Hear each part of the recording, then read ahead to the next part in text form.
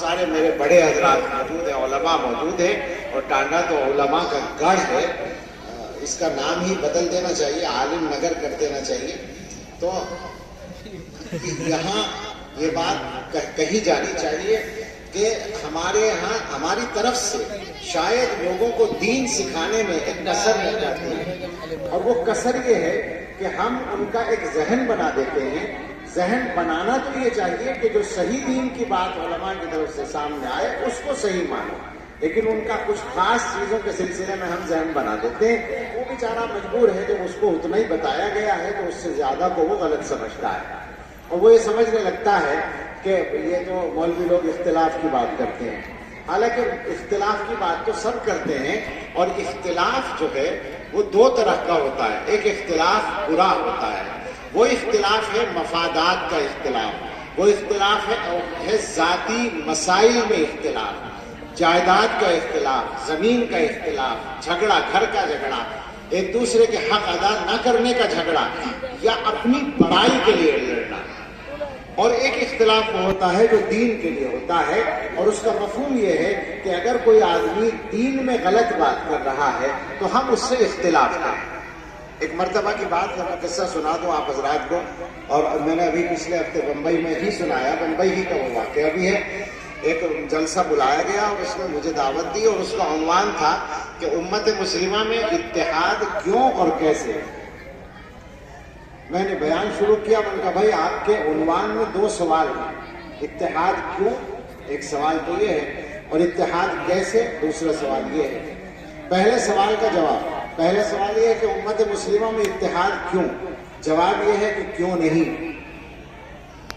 سوال کے جواب میں سوال ہی ہے، بھائی جب امت ایک ہے تو اتحاد تو ہونی چاہیے۔ یہ کوئی مسئلہ نہیں ہے، یہ کوئی سوال نہیں ہے، اصل سوال اگلا ہے، کیسے اتحاد ہو۔ میں نے کہا اس کے جواب میں دو طریقے ہیں بات کرنے کے۔ ایک وہ طریقہ ہے جو آج کل بعض علماء اپناتے ہیں، بلکہ یوں کہیے بعض مقررین اپناتے ہیں، کہ اتحاد کے موضوع پر ایک شاندار تقریر کر دی جائے، اختلاف نے یہ کر دیا، اختلاف نے یہ نقصان کر دیا، اور خاص طور سے مسلکی اختلاف کے پیچھے ڈنڈا لے کے پڑ جاؤ اور خوب زور زور سے تقریر کرو کہ یہ امت کا بگاڑ، امت کو بگاڑ کے رکھ دیا اس مسلکی اختلاف نے، اور یہ کر دیا اور وہ کر دیا۔ بہترین داد ملے گی اتحاد کے موضوع پر آپ ایک تقریر کریں، حالانکہ اسی آدمی کے ذاتی مفاد پر جہاں چوٹ پڑتی ہے تو وہ سب سے بڑا اختلاف کرنے والا ثابت ہوتا ہے، مگر ظالم دھوکہ دیتے ہیں، عالم ہو کر دھوکہ دیتے ہیں، امت کو بیڑا غرق کر دیا ایسے لوگ۔ اللہ ہمیں سب کو صحیح راستے پر قائم رکھے۔ میں نے کہا کہ اس سوال کے جواب میں، معاف کیجیے میں گستاخی کر گیا، مگر کیا کریں، تکلیف ہوتی ہے، بہت تکلیف ہوتی ہے جان کے جو آدمی گڑبڑ کرتا ہے۔ ایک آدمی سے بولے سے غلطی ہو جائے تو کوئی مسئلہ نہیں ہوتا، لیکن جان کر غلطی کرنے والا مجرم ہے۔ تو میں نے کہا کہ اتحاد کیسے، اس کے جواب میں ایک طریقہ تو یہ ہے کہ میں ایک تقریر کر لوں، میں بھی کر سکتا ہوں تقریر، اور آپ کو پسند آ جائے گی، لیکن مجھے یقین ہے کہ اللہ کو پسند نہیں آئے گی، اور میری ذمہ داری یہ ہے کہ میں وہ بات کروں جو اللہ تعالیٰ کی مرضی کے مطابق ہو۔ آپ کو پسند آئے بہت اچھا، نہ آئے تو کوئی بات نہیں۔ تو میں نے کہا جواب یہ ہے کہ اختلاف ختم کرنے کے لیے دیکھا جاتا ہے اختلاف پیدا کیوں ہوا۔ تو آپ تاریخ دیکھیں، اور میں یہاں بھی علماء سے کہوں گا کہ اس مضمون کو آپ تو پہلے سے جانتے ہیں، لیکن مرتب کریں مطالعے کی روشنی میں، اور لوگوں کو بتائیں کہ اس امت میں اختلاف کب سے شروع ہوا اور کب کب ہوا، نئے نئے فرقے کب کب بنے۔ سب سے پہلا اختلاف شیعیت اور خوارج کا اختلاف ہے، دو فرقے بنے ہیں امت میں سب سے پہلے دور خلافت راشدہ۔ ان دونوں کی بنیاد ہے ما انا علیہ و اصحابی سے الگ ہونا۔ دونوں صحابہ کے مخالف ہیں، یا تو آدمی سنت سے ہٹتا ہے یا صحابہ سے ہٹتا ہے، اور حقیقت میں یہ دونوں متلازم ہیں۔ سنت سے ہٹنے والا صحابہ سے ہٹتا ہے، صحابہ سے ہٹنے والا سنت سے ہٹ جاتا ہے۔ تو رسول اللہ صلی اللہ علیہ وسلم نے صراط مستقیم کی جو پہچان مقرر کی تھی اس سے ہٹے اور فرقہ بنے۔ یہی پوری امت میں ہمیشہ ہوتا آیا ہے۔ تو اب اتحاد کا طریقہ یہ ہوگا کہ جو لوگ اس معیار سے ہٹے ہیں ہم ان سے کہیں کہ واپس آ جاؤ اسی معیار پر، اتحاد ہو جائے گا۔ البتہ اگر کوئی آدمی یہ کہے کہ وہ اس معیار کو نہیں مانتا، ایسے ہیں امت میں لوگ، امت میں شمار ہونے والے ایسے لوگ ہیں، تو ہم ان سے کہیں گے کہ اگر آپ اس معیار کو نہیں مانتے تو آپ کے ساتھ اتحاد کرنے سے ہمیں اللہ اور اللہ کے رسول نے منع کر دیا، ہم مجبور ہیں۔ ہر اتحاد محمود نہیں ہوتا۔ غلط آدمی کے ساتھ اتحاد کا مطلب کیا ہے؟ ایک آدمی آپ کی زمین دبا دے، آپ اس پر کیس کریں اور وہ آپ سے کہے کہ نہیں بھائی کیس ویس مت کرو، اختلاف نہیں کیا کرتے، تو آپ کیا کہیں گے کہ اختلاف تو نے کیا ہے یا میں نے کیا ہے؟ تو نے میری زمین دبائی ہے، میں کیس بھی نہ کروں، میں شکایت بھی نہ کروں؟ تو لوگ دین کا بیڑا غرق کرتے، حلیہ خراب کرتے، اور علماء اختلاف کی بات نہ کریں، یعنی علماء خاموش بیٹھے رہیں اور خاموش رہیں کہ صاحب جو ہو رہا ہے ہونے دو۔ اس کا مطلب یہ کہ ہماری گردن نہ بجائے اللہ کے یہاں، اس کی کوئی گنجائش نہیں ہے۔ بہرحال یہ بات بہت دور چلی گئی، علماء کی یہ ذمہ داری ہے، اور یہ اس ذمہ داری سے آپ کبھی سبکدوش نہیں ہو سکتے، یہ ذمہ داری رہے گی اگر آپ اپنے آپ کو عالم کہتے ہیں۔ ہاں اس میں مشکلات آ سکتی ہیں، انہیں جھیلنا ہے، علماء نے تو ہمیشہ یہ کام کیا ہی ہے۔ امت کی تاریخ دیکھیے، یہ امام بخاری جو امیر المومنین فی الحدیث ہے اور قیامت تک کے لیے حکومت ہے امت کے دماغ پر، اس شخص کی ساری امت کے لیے رہنما ہے، جس کی کتاب اس کو اپنے وطن میں موت نصیب نہیں ہوئی ہے، حق گوئی کی بنیاد پر فقط۔ جو مسئلہ غلو کا پیدا ہو گیا تھا ان کے زمانے میں، حنابلہ نے پیدا کر دیا تھا، اس کے سلسلے میں مبتلا ہوئے، وطن چھوڑنا پڑا اور مسافرت میں انتقال ہوا۔ اور ان سے پہلے امام احمد ابن حنبل رحمۃ اللہ علیہ مبتلا ہوئے اس سے مختلف مسئلے میں، اسی مسئلے کی بنیاد میں خلق قرآن کے مسئلے میں ان کے ساتھ بھی یہی ہوا۔ اتنا بڑا آدمی اور اسے کوڑے کھانے پڑے۔ آپ نے پڑھا ہوگا امام احمد ابن حنبل رحمۃ اللہ علیہ کی آزمائش بعد میں ختم ہو گئی تھی، معتصم باللہ نے پہلے سزائیں دی اور بعد میں اس کو عقل آ گئی تھی تو اس نے رہا کر دیا تھا۔ رہا ہونے کے بعد حضرت نے سنایا واقعہ کہ جب مجھے کوڑے لگانے کے لیے لے جایا جا رہا تھا، ایک بڑا مجمع تھا وہاں، کسی نے پیچھے سے میرا کرتا پکڑ کے کھینچا، میں نے یوں مڑ کر دیکھا تو ایک اجنبی سا آدمی تھا، اس نے میرے کان میں کہا کہ آپ مجھے پہچانتے تو نہیں ہوں گے مگر میرا نام ضرور سنا ہوگا، میں ابو الہیثم ڈاکو ہوں۔ اس زمانے کا ایک مشہور ڈاکو تھا۔ اس نے کہا میں ابو الہیثم ڈاکو ہوں، اور سرکاری ریکارڈ میں یہ بات موجود ہے کہ الگ الگ وقتوں میں چوری اور ڈاکے وغیرہ کے سلسلے میں نے 18,000 کوڑے کھائے ہیں۔ اس نے کہا کہ میں نے دنیا کے لیے 18,000 کوڑے کھائے ہیں، احمد ابن حنبل آپ اللہ کے لیے کوڑے کھانے جا رہے ہیں، دین کے لیے کوڑے کھانے جا رہے ہیں، پھسل مت جانا، استقامت اختیار کرنا۔ تو اللہ نے امام احمد رحمۃ اللہ علیہ کو استقامت عطا فرمائی۔ علماء یہ بات یاد رکھیں، ہم آزمائش نہیں مانگتے اللہ سے، ہم اللہ سے عافیت مانگتے ہیں۔ ہم تو بڑے عافیت پسند لوگ ہیں، بڑے کمزور لوگ ہیں۔ اللہ تعالیٰ سے روزانہ 50 دفعہ آسانی ہی کی دعا، میں تو سچ بتا رہا ہوں، میں جتنی دعائیں مانگتا ہوں ساری چیزوں کی، شاید اتنی اکیلی آسانی کی دعائیں مانگتا ہوں روزانہ، عربی میں بھی اور اردو میں بھی اللہ سے آسانی مانگتے رہتے ہیں۔ ہم تو بہت کمزور ہیں، لیکن ہم یہ کہتے ہیں کہ اگر خدا نخواستہ دین کی حفاظت کے لیے کوئی آزمائش کسی پر آتی ہے تو اسے برداشت کرنا ہے، اس کے نتیجے میں اللہ تعالیٰ دنیا اور آخرت دونوں جگہ نوازیں گے۔ علماء کی عزت اسی میں ہے، علماء کا مقام اسی میں ہے۔ دوسری بات مجھے بات سمیٹنی چاہیے، ایک بات وہ ہے جو اس زمانے میں سارے مسلمانوں سے کہنے کی شدید ضرورت ہے، دین کی تعلیم کا مسئلہ، یہ مدرسوں کا مسئلہ۔ مدرسے چل رہے ہیں الحمدللہ، اور اللہ تعالیٰ کے بھروسے پر یہ کہا جا سکتا ہے کہ انشاءاللہ چلتے رہیں گے، لیکن چلتے رہنے کے لیے سبب کے درجے میں استعمال ہمیں ہونا ہے، مدرسے چلانے والوں کو بھی، مدرسے میں پڑھانے والوں کو بھی، اور چندہ دینے والوں کو بھی استعمال ہونا ہے اللہ کی طرف سے۔ یہ بات یاد رکھیں کہ کوئی کام ہم خود نہیں کرتے، ہم سے کام لیا جاتا ہے، قدم یہ اٹھتے نہیں ہیں، اٹھائے جاتے ہیں۔ اللہ تعالیٰ کسی آدمی کو توفیق دیتے ہیں کہ وہ پیسہ دے مدرسے میں، اللہ کی راہ میں دے، تو وہ خود نہیں دیتا، اللہ تعالیٰ اس کو توفیق دیتے ہیں اور قبول کرتے ہیں اس کے پیسے کو، تو اسے توفیق ملتی ہے اللہ کی راہ میں دینے کی۔ ہونا یہ ہے کہ دشمنوں کی طرف سے سب سے زیادہ نشانے پر آپ کا دینی تعلیم کا نظام ہے، ان کے سامنے یہ بات ہے اور یہ سچائی ہے تاریخ کی۔